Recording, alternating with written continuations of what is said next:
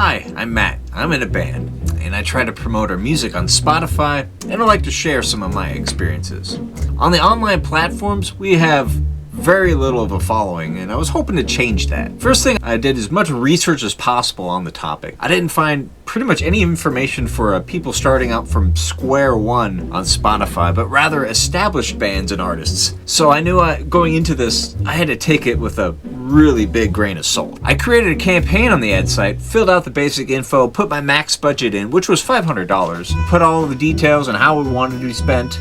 Since it was highly recommended by lots of people on YouTube, I set the big cap to the max amount per ad on the site. And to my understanding, it makes your ad being selected by Spotify a bit more attractive, so they'll send your ad to more people. Upon finishing the questionnaire, I set a campaign for a full month, which was also heavily suggested by YouTubers. 1 month goes by, $500 spent, and my band got a whole 16 listeners. Don't get me wrong, it always makes me feel awesome when someone tells me that they really like my stuff. So if you're one of the 16, thanks for listening and reach out and say hi. But does it make financial sense to do this?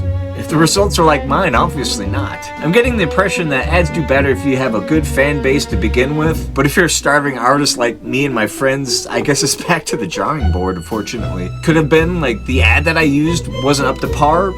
Maybe. I'll link to it if you care to check it out for yourself. Am I going to give up on promoting my band's music? Never. Absolutely never. I firmly believe that we have some seriously badass riffs and vocals, plus we have so much more to put out there. Anyway, thanks for listening. I hope I gave you some useful information, and take care.